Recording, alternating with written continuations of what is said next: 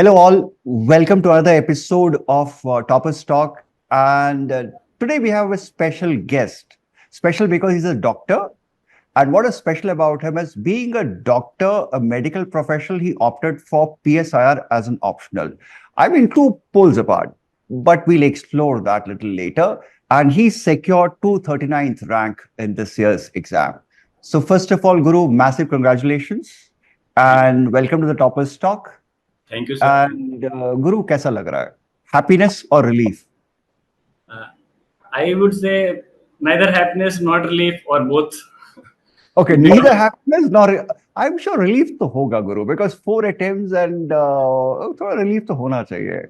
Because sir, I think this journey is like it never lets you feel like relieved. Even if you get the service, there is something to worry about that. What will be the service be? What will be like? So that is there. But yeah, I am somewhat happy also. Like I said, it is both also. I am happy also. I am relieved also. I am not happy at the moment also. I am not relieved at the moment also. Okay, मतलब you don't know what you're feeling right now. Fair enough. ठीक है, चलो. Now that brings me to the first part. सिलसिला शुरू कहाँ से हुआ? एक doctor, a person from Nalanda, Bihar, goes to Bhopal, does his MBS from AIIMS Bhopal, and suddenly ये inspiration आया कहाँ से कि I have to take civil services? What is that? हाँ. Trigger point, sir. Actually, मैं AIIMS Bhopal में जब था तो when I was there, I was the president of student union of AIIMS Bhopal. Okay. So in my during that duration, I had to interact with a few person who were working officers in Bhopal also.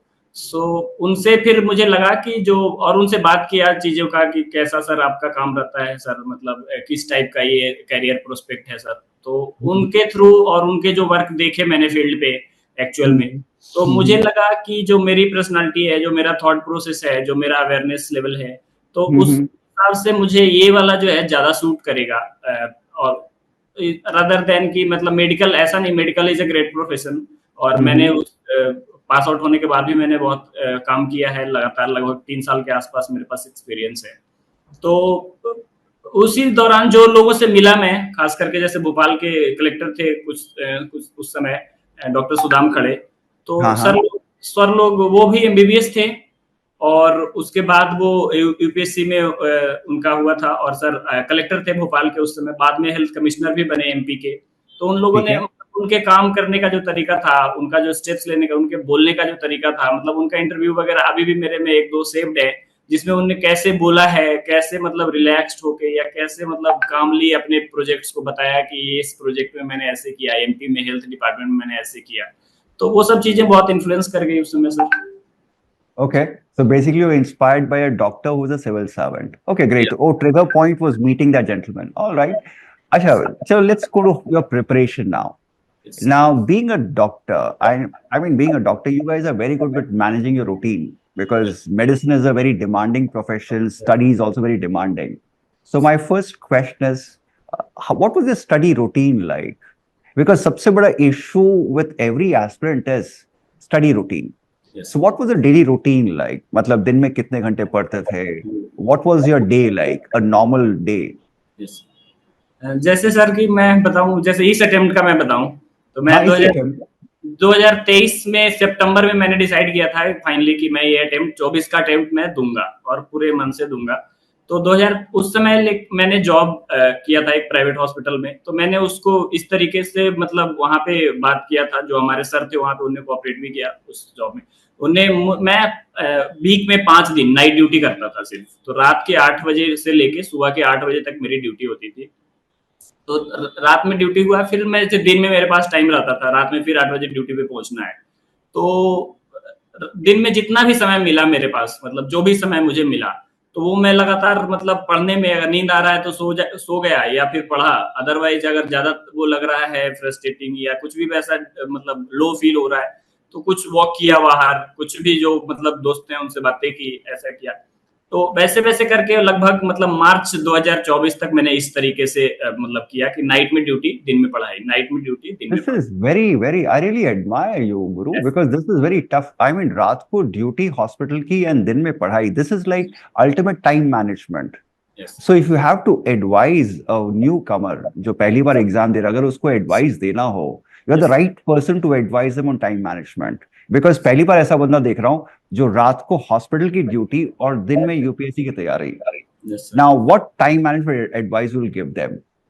Sir मेरे लिए तो ऐसा था कि मेरा choice था, क्योंकि career prospect मेरे पास मेडिकल बैकग्राउंड से होने के तहत मेरे पास ये था कि मैं मतलब I have the choice to go for the post graduation.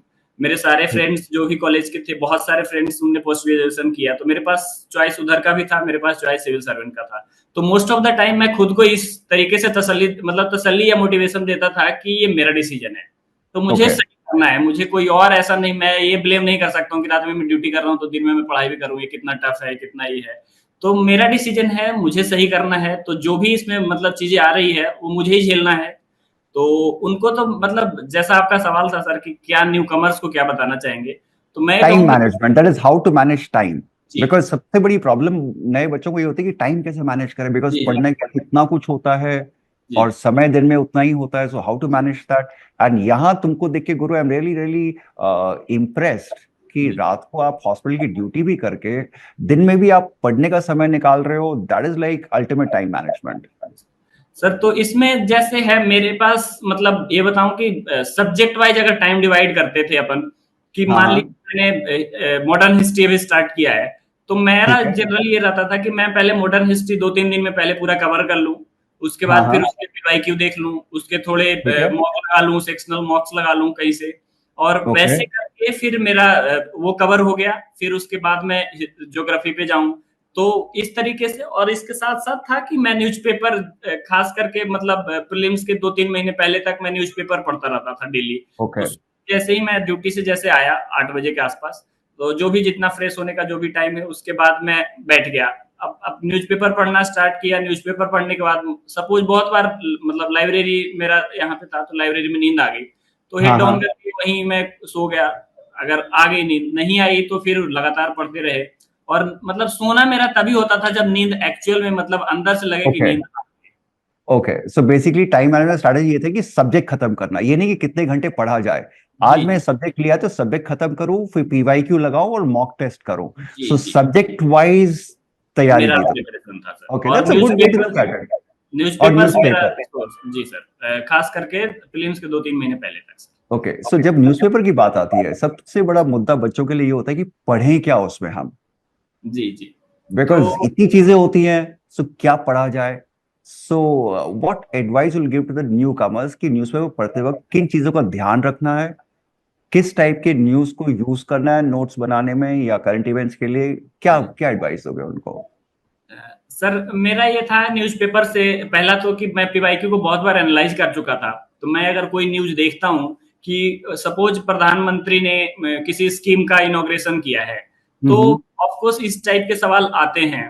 तो इस टाइप के सवाल, अगर इस टाइप का क्वेश्चन है, तो उसको एक बार गूगल पे मैंने सर्च कर लिया कि इस स्कीम में और क्या क्या है, मेजर पॉइंट्स क्या क्या हैं। तो अब जैसे किसी जो भी यूपीएससी के नोट्स का टाइप का कोई अगर समरी टाइप का ऐसा मिल गया और मुझे लगा कि कुछ उसमें पॉइंट्स जो कवर नहीं हुए हैं न्यूज़पेपर में, या जो एडिशनल इंफॉर्मेशन है वो उसमें है, तो मैं उसको लिख लूंगा। जैसे मान लीजिए कि इंडिया एआई मिशन लॉन्च हुआ, तो इंडिया ओके. एआई मिशन के अब ऐसे जो है मिशन जब लॉन्च होते हैं, तो उसका बहुत इंपॉर्टेंट होता है पिलर्स क्या हैं उसके। तो एआई मिशन का पिलर जो है वो मैं देख लूंगा स्पेसिफिकली कि पिलर्स क्या हैं, क्योंकि ऐसे ओके. सवाल पहले आ चुके हैं, तो फ्यूचर में भी आने की संभावना बनी होती है। है. तो ओके. लेकिन अब वैसे सवाल हैं कि बीजेपी ने किसी से गठबंधन तोड़ दिया है, तो मैं उस न्यूज को बस हेडिंग पढ़ूंगा, आगे उसमें कुछ नहीं पढ़ूंगा, क्योंकि ऐसे सवाल बेसिकली में नहीं आते। तो बेसिकली पॉलिटिकल न्यूज को आप हटा देते हो, जी और जो पीवाईक्यूज को देख के आपको लग रहा है कि पीवाईक्यू से पैटर्न से मिलता जुलता अगर आपको न्यूज आइटम दिखाई दिया, तो जी उससे कनेक्ट करके आप कर रहे हो. Yes okay, great. यस अच्छा, बीच में एक चीज बोली, नोट मेकिंग. यस ठीक है, नोट सब बनाते हैं. यस मेरा सवाल गुरु नोट्स का नहीं है, नोट सब बनाते हैं, सबके अपने अपने तरीके होते हैं नोट्स बनाने का. जी मेरा सवाल ये है कि नोट्स जब तक आप रिवाइज नहीं करोगे, जी notes are useless. Yes sir. और तो I am very curious to know, तुमको रिविजन का टाइम कब मिलता था? रात को हॉस्पिटल, यस सर। दिन में सब्जेक्ट, सो रिविजन कैसे होता है तुम्हारा? सर उसी दौरान में जैसे मतलब मान लीजिए 2 3 हफ्ते हो गए हिस्ट्री पढ़े हुए, तो फिर हाँ मुझे हाँ। लगता था कि एक बार जो मैं हिस्ट्री पढ़ा था एक बार पलट के देख लूं क्या। तो उसमें सब्जेक्ट फिर सब्जेक्ट टाइप से उसको नहीं पढ़ते थे। जैसे हिस्ट्री का मेरा नोट्स है, तो हिस्ट्री के नोट्स मेरे 50 60 पन्ने में सॉर्ट सॉर्ट किया हुआ है स्पेक्ट्रम अच्छा। से और जो सोर्सेज हैं उससे सॉर्ट किया हुआ है। तो वो उसको मैं कोशिश करूंगा कि इसको 2.5 घंटे में मैं कंप्लीट कर सकता हूँ क्या। मतलब खुद को मैंने चैलेंज दिया कि ये 50 पन्ना है, मुझे 2.5 घंटे, मतलब मेरे पास 2.5 घंटे में ही इसको कंप्लीट करना है। तो अच्छा। मैं 2.5 घंटे में उसको अब ढाई मैं पहले टाइम दे दिया हूँ माइंड को। तो वो क्या है, उसी के हिसाब से अगर पहले पन्ने पे मैं 10 मिनट मुझे लग जाएगा तो माइंड मुझे बताएगा कि मतलब ऐसा मुझे इंट्यूशन आएगा कि भाई साहब आपको 2.5 घंटे ही हैं और आपको पूरा नोट्स कवर करना है, पहले पन्ने पे 10 मिनट आप नहीं दे सकते, तो थोड़ा फास्ट कीजिए। ठीक है, ठीक है, तो ठीक है। खुद को जब ऐसा आता था तो फिर थोड़ा और स्पीड बढ़ाते बढ़ाते अगर 2.5 घंटे की जगह 3 घंटे लग गया, लेकिन एटलीस्ट 4 घंटे भी लग सकते हैं, लेकिन एटलीस्ट मतलब उतना मैं कवर कर पाता था उसके कारण। ऑल राइट, ठीक है। अच्छा, एक सबसे बड़ा सवाल, this is a very interesting question. MBBS and PSIR, yes you're a very special person, Guru. Sir. Okay. Now, what was the logic behind it? कि PSR क्यों? आंसर समझ, अगर तुमने आंसर लिया हो तो ठीक है, अंडरस्टैंडेबल, जी फाइन, सर। बिकॉज थोड़ा यस बहुत कनेक्शन है, मिलता जुलता है। ये तो यार पूरा एग्जैक्ट ऑपोजिट। Yes sir. तो what made you take PSR as an option? Yes logic क्या सर। था इसका? इस एग्जाम में सर जब मैं मतलब तैयारी स्टार्ट करने से पहले भी मैंने देखा था कि मतलब आपको अपने स्ट्रेंथ पे खेलना है, वीकनेस को थोड़ा इंप्रूव करना है। तो ओके। मेरा स्ट्रेंथ ये था कि मतलब मैं थ्योरेटिकली चीजों को मतलब ग्रास्प कर लेता हूँ। वीकनेस ये था कि मैं मतलब मेडिकल में जो डायग्राम बनाना होता है मेडिकल सब्जेक्ट्स में, खास करके किसी भी सब्जेक्ट का मान हाँ लीजिए हाँ बोन का ही कुछ क्वेश्चन है, ऑर्थो का क्वेश्चन है, हाँ। तो आप you have to make a diagram of good, मतलब गुड डायग्राम, प्रेजेंटेबल डायग्राम। तो मैं कितना भी कोशिश किया मैंने एमबीबीएस के टेन्योर में, पर मैं उसमें प्रोफिशिएंट नहीं हो पाया। तो मैंने सोचा कि मैं उन ऑप्शनल एंथ्रोपोलॉजी पे भी मैंने देखा, तो उसमें भी डायग्राम्स थे। ओके। तो फिर मैं उन ऑप्शनल को देखना शुरू किया जो कि सिर्फ राइटिंग है जिसमें कि डायग्राम्स ना हो, ओके, लिखने वाला काम ज्यादा हो, है सिर्फ ना? लिखने वाला काम हो। तो मुझे 2 3 ऑप्शनल आए जिसमें सोशियोलॉजी हो गया, पॉलिटिकल साइंस हो हाँ। गया, तो हिस्ट्री भी था। तो हिस्ट्री में हम्म। मैंने फिर इसलिए छोड़ दिया, उसमें एक तो मैपिंग के कुछ सवाल रहते हैं, हाँ हाँ। और दूसरा ये है कि हिस्ट्री टाइप के मेरे मतलब माइंड में कभी ओरिएंटेशन बना नहीं कि मैं हिस्ट्री को कवर कर पाऊंगा। ठीक है। तो इन सब चीजों से, और तीसरा हुआ कि सर जिन टीचर से मैंने मतलब जिन टीचर को मैं फॉलो करता था, तो मुझे ऐसा लगा कि इन, और वो PSIR से थे, तो अच्छा, उनके थ्रू मतलब मैं लगा कोशिश कि गाइडेंस फ्रीलांसिंग मिल कर जाएगा। सके। जी, तो मैं मतलब उनके कोर्सेज और उनके गाइडेंस के थ्रू जो थे ओके। सुमित सर हैं, उनके अच्छा। कोर्सेज मैंने लिया था सर। तो इन 3 अच्छा फैक्टर्स के कारण मैंने वो किया था। गुरु, एक अगर न्यू कमर, जी एक सर। अगर नया बंदा आता है, नालंदा का कोई बच्चा तुम्हारे पास आता है, यंग ग्रेजुएट तुम्हारे पास आता है, जी बोलता है सर। कि सर मैं इस एग्जाम की तैयारी करने का सोच रहा हूँ, ऑप्शनल कैसे सेलेक्ट किया जाए? तो उसके लिए क्या एडवाइस दोगे तुम कि किस बेसिस पे उसको ऑप्शनल सेलेक्ट करना चाहिए? मेरा जो स्ट्रेटजी रहा वही कि आप अपने स्ट्रेंथ पे खेलिए, ओके। क्योंकि वीकनेस आपके पास बहुत सारे हो सकते हैं। मैं मतलब और भी जगह ऐसे मतलब और भी लोगों को ऐसा बोल चुका हूँ कि वीकनेस मेरा बहुत कुछ हो सकता है। मान लीजिए मैं इंटरव्यू के समय का अगर एग्जांपल वाइज मैं इसको बताना हाँ चाहता हाँ। हूँ, इंटरव्यू के समय मेरा कोई ऐसा सवाल आता है कि आपका इस बारे में क्या कहना है, तो वो और अगर मुझे उसके बारे में नहीं पता है तो ये मेरा वीकनेस है। ओके। अब इससे मैं अगर आंसर देने जाऊंगा तो मैं अपने वीकनेस पे खेल रहा हूँ, वो आप हम्म। वहां पे क्लीन बोल्ड हो जाएंगे। तो मैं उस सवाल को कैसे हैंडल करूंगा, मैं बोलूंगा कि sorry ma'am, sorry sir, I don't know. तो हम्म। इसको ऐसे, लेकिन मेरे कोई स्ट्रेंथ का सवाल आ गया कि आप बताइए कि आप हेल्थ सेक्टर में क्या 4 रिफॉर्म करेंगे, and I have prepare this very well, तो ये मेरा ओके। स्ट्रेंथ है। और ऐसे सवाल आ गए, मैं ऐसी अपॉर्चुनिटी को ग्रास्प करूंगा और मैं बहुत अच्छे से आंसर दूंगा ताकि मुझे नंबर मिल जाए। वही चीज ऑप्शनल सिलेक्ट करते समय है, आपका स्ट्रेंथ क्या है और आपकी वीकनेस क्या है, दोनों को पहचानना है। जो जो आपका लग रहा है कि वीकनेस ये है मेरा, और उसके कारण जो जो ऑप्शनल आप नहीं ले सकते, जैसे मैंने खुद का एग्जांपल दिया, मेरा हाँ हाँ। डायग्राम बनाना अगर वीकनेस ठीक है। है हाँ। तो मैं जानता हूं इस चीज को और मेरा अगर थ्योरेटिकल चीजें कवर करना, जैसे मैं प्लेटो, अरिस्टोटल, मैकियावेली, इन सब चीजों को जब मैं पढ़ता हूँ तो मुझे लगता है कि ये तो मजेदार चीज है, तो ये मेरा ओके स्ट्रेंथ है। जब मैं पॉलिटिकल न्यूज को फॉलो करता हूँ, मतलब पॉलिटिकल जो चीजें होती हैं, संविधान को, पॉलिटी स्ट्रक्चर को, कास्ट को, रिलीजन को, इन सब चीजों को जब मैं फॉलो करता हूँ तो आई फील गुड कि हाँ मैं इनको तो कवर कर सकता हूँ, तो ये मेरा स्ट्रेंथ है। तो आई फील कि स्ट्रेंथ पे खेलिए और वीकनेस को थोड़ा अवॉइड कीजिए। ओके। तो ऑप्शनल का एक ही criteria, play by your strengths. या जो आपका और स्ट्रॉन्ग एरिया है उसी की बेस पे यू सिलेक्ट उसके योर हिसाब ऑप्शनल। से लीजिए, ओके। आपके क्या स्ट्रेंथ है उसको पहचानना है। Talking about strength and weakness, I am sure GS के सारे पेपर्स में कुछ पेपर्स गुरु तुम्हारे स्ट्रॉन्ग पॉइंट्स रहे होंगे, जी जी कुछ पेपर्स तुम्हारे वीक पॉइंट्स रहे होंगे, जी सर। पर जीएस में तो वीक पॉइंट्स को भी you have to work hard. Yes sir. So how did you and what was your weakest? मतलब ऐसा कोई सब्जेक्ट जरूर होगा जहां लगा हो कि यार ये तो अपने बस का है ही नहीं। Yes sir. So how did you manage that? How did you force to do it? वो कैसे किया तुमने? What was that process?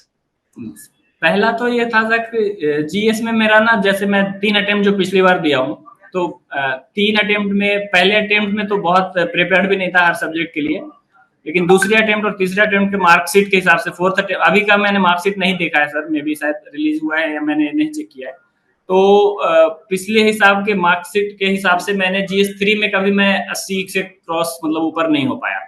Okay. तो मुझे जीएस 3 में ये लगा कि उसमें ऐसे क्वेश्चन आते हैं, जैसे एक बार क्वेश्चन आया था कि वो थर्ड, और जो थर्ड मिसाइल डिफेंस सिस्टम है और द हाई एल्टीट्यूड जो है, और दूसरा जो S-400 है, इन दोनों में क्या डिफरेंसेज हैं। तो अभी बहुत टेक्निकल सा सब्जेक्ट मतलब हो गया, और ऐसे फैक्ट प्रीलिम्स में पूछे जाते हैं जनरली, और ऐसे फैक्ट मेंस में आते हैं तो मैं थोड़ा घबरा जाता हूँ कि ये क्या आ गया, मैं क्या पॉइंट लिखूं इसमें। तो ये मेरा वीकनेस था, लेकिन मैं इसको ऐसे एनालाइज करता था कि चूंकि ऐसे क्वेश्चन आ चुके हैं, तो अगर वैसा कुछ रहता था अगली बार से, तो मैं कोशिश करा कि इसको भी कवर कर लिया जाए, मेंस के पैटर्न से भी कवर कर लिया जाए। Okay. इस तरीके से फिर उसको कवर करते थे sir. All right. Now let's go to some tough areas. Yes sir. 4 attempts, yes sir. 4 attempts. घर से बहुत प्रेशर तो रहा होगा। You must have had pressure from home, expectations, pressure. Doctor, नौकरी भी कर रहा है, नहीं भी कर रहा है, तैयारी भी कर रहा है, तो घर वालों को लगा नहीं कर क्या रहे हो तुम? So how did you manage that expectation? Sir actually मेरा फैमिली बैकग्राउंड सर एग्रीकल्चर है, मेरे हाँ। पेरेंट्स जो हैं वो एग्रीकल्चर में है, तो उनका था कि चूंकि मैं मतलब घर से पहला जो था वो एमबीबीएस के साइड आया था, और वो भी मेरा ही डिसीजन था उस समय कि मैं मतलब एमबीबीएस मतलब मेडिकल साइड जाऊंगा, तो उसके बाद ये भी मेरा ही डिसीजन था।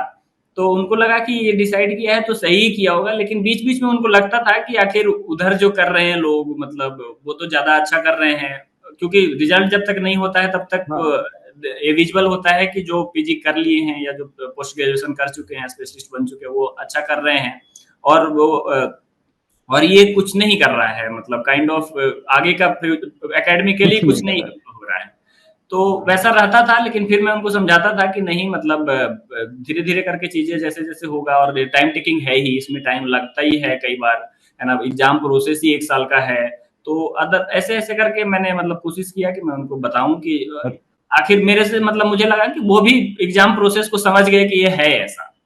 ओके, सो बेसिकली एक ही तरीका है मैनेज करने का एक्सपेक्टेशन, एग्जाम प्रोसेस समझाओ जी। एंड मेक देम कॉन्फिडेंट कि ठीक है मैं जो कर रहा हूँ सही हाँ। कर रहा हूँ, जी एंड सर। ऐसा कुछ नहीं है। Okay, that's one way. Okay, अच्छा 4 साल में गुरु, there must been a time, बिल्कुल लो मोमेंट, एक ऐसा समय आया होगा जब लगा होगा कि यार छोड़ दे यार, यस हटाओ इसको, बहुत हो गया, चलो इसको हटाओ यहाँ से, लेट्स मेडिसिन की तरफ चलते हैं। यस सो उस वक्त क्या किया तुमने? How did you pull back? मतलब होता ना कि I have to do it, come back. So वो कैसे किया? What was that? कैसे किया वो? What was a low moment? सबसे लो मोमेंट क्या था? सर ये था सर 2022 का, मैंने मेंस दिया था और मेरा मेंस क्लियर नहीं हुआ था, लेकिन मेंस के रिजल्ट आने और उसके पहले मतलब मेरे फैमिली में कुछ ऐसा, मेरे फादर को कुछ ऐसी डिजीज डायग्नोज हुई, तो उसके वो समय फिर लगा कि उसके बाद फिर इलाज प्रोसेस शुरू हुआ, तो that treatment process was almost 9 to 10 months, 11 months. तो उस दौरान मेरी कोई पढ़ाई नहीं हुई, जीरो पढ़ाई हो गई 2022 से 23 के बीच में, और उसके बाद उसका रिजल्ट जब आया तो वो भी, उसमें भी नहीं हुआ 2022 के मेंस में। तो उस समय सबसे लोएस्ट था, लगभग 5-6 महीने तक मैं कुछ नहीं किया, 5-6 नहीं, लगभग सितंबर तक मैंने कुछ नहीं किया। इस साल के मेन सितंबर में हुआ है और 2023 के सितंबर तक मैंने कुछ नहीं किया, लगभग एकेडमिकली जीरो। तो उस Okay. समय फिर नया शुरू करने का सोचा, तो फिर दो ऑप्शन, हमेशा हमारे पास दो ही ऑप्शन थे कि पीजी या फिर ये। तो मैंने थोड़ा बहुत पीजी का ट्राई भी किया, अपने दोस्त जो पीजी में सिलेक्टेड थे उनसे बात किया, और पोस्ट ग्रेजुएशन के उनने बताया कि ये करके पीजी में आप कर सकते हो। मैंने थोड़ा पढ़ाई स्टार्ट भी किया, बट यूपीएससी मतलब ऐसे बोलते भी हैं कि आप यूपीएससी छोड़ दोगे, यूपीएससी आपको नहीं छोड़ेगी। तो फिर जब एक आध महीने मतलब कोर्सेज उसके देखने के बाद, पोस्ट ग्रेजुएशन के देखने के बाद, मुझे लगा कि नहीं, मतलब मेरे लिए तो वही है। तो फिर मन किया कि एक अटेम्प्ट और ऐसा देखते हैं। तो बस फिर उस तब तक फिर मार्कशीट भी इसका आ चुका था 22 का बीच में। तो 22 मार्कशीट में भी मैंने देखा कि बहुत मार्जिन नहीं रहा है, तो शायद Okay. इम्प्रूव किया जा सकता है। इम्प्रूवमेंट किया जा सकता है। सो जी। मार्कशीट पर वन मोटिवेटिंग फैक्टर देखा कि यार मार्जिन बहुत छोटा सा है, इसको तो हम जी। पार कर ही लेंगे, चलो और ग्रेट। और इसी दौरान सर मैं ना एक सेपियंस करके बुक है वो पढ़ी थी, हाँ, युval ओके। नोआ हरारी की। हाँ जी। हाँ हाँ हाँ। तो उसमें उनने थोड़ी लाइफ की philosophy, how life works, how what is happiness, क्योंकि वो मेरा लो मोमेंट्स था, तो मैं मतलब इधर उधर सर्च कर रहा था चीजें कि कहाँ क्या होता है, किताबें पढ़ना मतलब। तो वो मैंने पढ़ी, तो उनमें उनने थोड़ा है मतलब कैसी चीजें करना है, मतलब कैसी चीजें होती है ओके। फिलोसफिकली, मतलब सो पहले होता बेसिकली है। लो मोमेंट पे सेपियंस बुक काम आई तुमको बहुत। मुझे तो बहुत काम आई, मतलब I give credit to no, that book. I mean सबके अपने अपने स्ट्रेटेजीज होते हैं, बिकॉज अच्छा ये इतना लंबा प्रिपरेशन होता है, everybody has a low moments, and the idea is we should find out what is the coping mechanism. Yes कुछ लोगों का कोपिंग मैकेनिज्म फैमिली होता है, यस तुम्हारा coping mechanism was this book and this marksheet, जहां तुम्हें लगा कि यार ये तो बहुत ही छोटा मार्जिन से मैं रह गया। Yes So sir. that's how you coped. Okay, good. अच्छा, talking about coping. Now, when you study, ठीक है, आप बहुत पढ़ते हो, there is a stage when you get tired. तब लगता है यार थोड़ा सा रिलैक्स किया जाए, let's unwind. Yes sir. So what is your unwinding strategy? How did you unwind? मतलब रिलैक्स करने के लिए अपने आप क्या करते थे? मेरा तो रहता था सर कि अब बहुत हेवी कुछ वर्क कर नहीं सकते जिससे कि और थक जाएं। हाँ मेरा ये भी रहता था कि मैं मतलब रील्स, यूट्यूब वीडियो रैंडम्स या ऐसे कुछ देख नहीं सकते, क्योंकि वो मुझे, मेरा जो पर्सनल बिलीफ है कि जब हम किताबों से उठ रहे हैं और वो देख रहे हैं, तो वो भी एक थकाने वाला चीज ही है। हाँ तो हाँ। तो वैसा कुछ किया जाए जिससे कि थकाने वाला चीज, मतलब मेंटली एटलीस्ट थकाने वाला ना हो, क्योंकि पढ़ाई करने में फिजिकली हम लोग नहीं थके हैं, मेंटली थके हुए हैं। So तो what is that that is unwind? Like कि आई गो फॉर अ वॉक, मतलब मैं हाँ, टहलूंगा okay. बहुत सारा, मतलब मैं 1 किलोमीटर, 2 किलोमीटर, 5 किलोमीटर मैं टहलूंगा, जितना भी हो सकता है पॉसिबल टाइम में। और फिर मैं जब आऊंगा वापस, तो फिर मुझे लगेगा कि फिजिकल मतलब मेंटली फिर मैं वापस नॉर्मल हो गया हूँ, क्योंकि चलने में ऐसा होता है जैसे एक दौड़ना है, दौड़ने में फिजिकल इवेंट है, लेकिन चलने में क्या है, आप चीजों को मतलब नॉर्मल वे में आपको सब कुछ धीरे धीरे लगता है, लेकिन आप जब दौड़ते हो, ये चीजें लगते हो, तो आपको सब कुछ फास्ट फास्ट लगता है। तो मैं उससे रिलैक्स हो जाता था। Okay, और बहुत, unwinding. जी, और बहुत अगर ज्यादा ऐसा कुछ रहा कि नहीं पढ़ाई अभी करना ही नहीं है, अगर पढ़ाई की तरफ कुछ दिन, एक आध दिन जाना ही नहीं है, तो कोई सा वेब सीरीज अगर नया आया है, तो मैं वो देख लूंगा। वेब सीरीज, ओके, ठीक है। तो जहां वो ज्यादा मैं दिमाग नहीं लगाना पड़े, ऐसा कोई वेब सीरीज जहां ज्यादा दिमाग नहीं लगाना पड़े, है ना? जहाँ ज्यादा दिमाग नहीं लगाना पड़े, वैसा कुछ वेब सीरीज आया है। और मैं हाँ हाँ खास करके बहुत रिवाइंड पे, मैं ये जो पंचायत वेब सीरीज है सर, हाँ तो हाँ। उसको मैं बहुत रिवाइंड पे देखा हूँ, हर सीजन उसके डायलॉग्स, मतलब मुझे लगते हैं कि जैसे, क्योंकि मैं गांव में रहा हूँ बचपन में, हाँ हाँ। 6-7 क्लास तक, तो वो ओके। लगता है कि ये तो अपने गांव जैसा ही है। वैसा। अच्छा। तो वो अच्छा, उसको कभी देख। ऐसा नहीं लगा कि दीज आर डिस्ट्रैक्शंस? बिकॉज बच्चों को लगता है कि सोशल मीडिया, वेब सीरीज या डिस्ट्रैक्शंस, हर एक यूपीएससी एस्पिरेंट को लगता है कि यार वो चीजें नहीं होनी चाहिए डिस्ट्रैक्शन। तो तुम्हें नहीं लगा कहीं पर दीज आर डिस्ट्रैक्शंस, अनवाइंडिंग से ज्यादा डिस्ट्रैक्शंस हो रहा है ये? सोशल मीडिया तो मैं यूज करता नहीं था कभी। सोशल मीडिया तो मुझे लगता है कि डिस्ट्रैक्शन है बहुत हद तक, खास करके ओके। सोशल मीडिया का, अगर फेसबुक, इंस्टाग्राम, व्हाट्सएप, मतलब मैं व्हाट्सएप यूज नहीं करता था, ओके। क्योंकि मैं लैपटॉप यूज करता था, तो वहां पे टेलीग्राम चलता है, लैपटॉप में व्हाट्सएप जनरली मतलब चलता नहीं है। तो मैं मतलब मुझे तो ये लगता था कि ये सोशल मीडिया जो है, मतलब मेरे लिए डिस्ट्रैक्शन है। But okay. ये वेब सीरीज जो है, चूंकि मैं प्लान करके करता था, कि मैं मतलब इतना देखूंगा, ये 4 बार, मतलब ये एपिसोड बस देखूंगा फिर पढ़ूंगा, तो ओके। बस उसके कारण माइंड में थोड़ा रिफ्रेशिंग जैसा भी लगता था, और बाकी मतलब अच्छा भी, फिर पढ़ाई भी अच्छी होती थी। ऑलराइट। अच्छा, प्रीलिम्स इज कमिंग, प्रीलिम्स आ रहा है नजदीक। So what is the prelim strategy? I'm sure दोबारा अटेम्प्ट दे रहे हो इस बार, एक और अभी अटेम्प्ट दे रहे हो, प्रीलिम्स दे रहे हो? है मेरे पास अटेम्प्ट, बट मैंने मार्कशीट हाँ, देखी नहीं है। मैंने सोचा था कि मार्कशीट देखूंगा, क्योंकि मार्कशीट से मुझे मिलता है, मतलब हर बार मैं मार्कशीट से कुछ ना कुछ सीखता हूँ। जब ओके। भी मार्क्स आता है तो मैं मार्कशीट के बाद कुछ ना कुछ डिसाइड करता हूँ। अभी तक मैंने मार्कशीट, इस बार का मार्क लिस्ट जो आया है वो मैंने देखा है, मार्कशीट मैंने नहीं देखी है। अच्छा, तो बिफोर प्रीलिम्स की स्ट्रैटेजी बजाय एक इंटरेस्टिंग क्वेश्चन, अभी तक जितने मार्कशीट्स आए हैं 3 अटेम्प्ट के, सबसे बड़ी सीख क्या मिली तुमको? सर, क्या आप मतलब एक तो ये कि अगर पॉजिटिव साइड में जाएं तो जो आपका स्ट्रेंथ है उस पर और काम कीजिए थोड़ा, क्योंकि आपको ओके, लगता है कि इम्प्रूव हो गया है, लेकिन उसमें उसी में ज्यादा इम्प्रूव होने का और संभावना है। तो बेसिकली मार्कशीट को, you just look into marksheet for locate your strengths, कि ये मेरा स्ट्रेंथ है, यहाँ इतने मार्क्स आए, यहाँ पर मैं और इम्प्रूव और कर इम्प्रूव कर सकता सकता हूँ। हूँ, पहला तो ये। और उसके बाद फिर जो वीकनेस है उस पर भी काम तो करना ही है, लेकिन स्ट्रेंथ वाले को छोड़ देना बहुत दिक्कत वाली चीज होती है। ये चीज ओके, मुझे लगा, क्योंकि लोगों को लगता है कि मेरा तो ऑप्शनल अच्छा है, मेरे ऑप्शनल में 290 आए हैं। तो दैट्स लेकिन गुड। आप 290 को 320 भी ले जा सकते हैं। ऐसा मेरे ऑप्शनल में 260 आए हैं, तो हम उसको 280 भी कर सकते हैं, ऐसा मतलब मुझे लगता है। और जिसमें कम रह गया उसमें और मेहनत करके उसको बढ़ा सकते हैं। Same PYQs. और मेरे लिए तो being a doctor CSAT yes, कैसे हैंडल किया? सर मेरे लिए ऐसा था कि मैंने पहली अटेम्प्ट जब दिया था सी सेट का, तो उससे पहले मैंने एक किस कोचिंग का ही मैंने मॉक लगाया था। पहले ही 3 4 5 महीने पहले मैंने सोचा कि सी सेट भी देखना पड़ेगा। तो मेरे उसमें अच्छे खासे मार्क्स आ गए, 120 समथिंग रेंज में आ गया, और 66 ही चाहिए होता है। तो मुझे लगा कि सी सेट तो अपना ठीक है, उस ठीक समय है। ये लगा।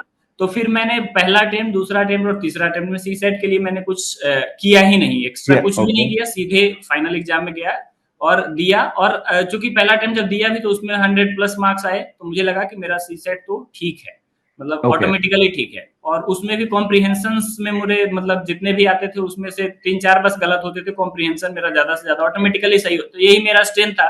तो मैं जब फाइनल ओके। देता था तो कॉम्प्रीहेंशन पहले बना लेता था, ताकि मुझे कॉन्फिडेंस है कि 22 तो मेरे सही हो ही गए होंगे अभी तक। चलिए, जहां स्ट्रेंथ की बात आती है गुरु, being a doctor, I am very sure ऐसे तुम्हारा स्ट्रेंथ नहीं रहा होगा, या ऐसे स्ट्रेंथ था? यस, इससे मेरा स्ट्रेंथ नहीं था, लेकिन वही मैं जैसे मार्कशीट के बेसिस पे, पहला जैसे मैंने बोला कि मार्कशीट में पहले अटेम्प्ट मैंने दिया तो मैंने, मेरा एससी में स्कोर 142 था। 152, ओके। 142। 142, ठीक है। जी सर। तो मुझे लगा कि मुझे, मतलब अंदर से पता था ऐसे मेरा वीकनेस है, लेकिन मार्क्स देख के मुझे लगा ऐसे मेरा स्ट्रेंथ है। तो ठीक है। फिर अगले अटेम्प्ट, लेकिन उसी समय मैं एक अनुदीप दूरी शेट्टी सर, चूंकि मैंने तैयारी लगभग 19 के आसपास शुरू की है, तो 17 के वो टॉपर रहे हैं 2018 में सर का, शायद उसी समय रिजल्ट आया था। तो उनका हम्म। ऐसे में स्कोर बहुत अच्छा था, उनकी स्ट्रेटजी ब्लॉग पे उनकी पड़ी थी। तो उसकी स्ट्रेटजी को मैंने फॉलो किया था, और सिर्फ उसी स्ट्रेटजी को फॉलो करके मैंने फाइनल ऐसे लिखा था, और उसने मुझे रिवॉर्ड किया। लेकिन लेटर ऑन फिर मेरा इससे में स्कोर कम भी हुआ, 120 के रेंज में आया, फिर मैं 100 के रेंज में भी आ गया। तो ये तीसरे अटेम्प्ट तक का मेरा है कि फिर अभी के अटेम्प्ट में मैंने ऐसे के लिए वापस से प्रैक्टिस करके दिया। पहले मैंने प्रैक्टिस नहीं किया था ज्यादा। तो अब इस प्रैक्टिस बार मतलब कब से शुरू किया प्रैक्टिस करना ऐसे के लिए? मैंने इसी अटेम्प्ट में प्रैक्टिस किया सर।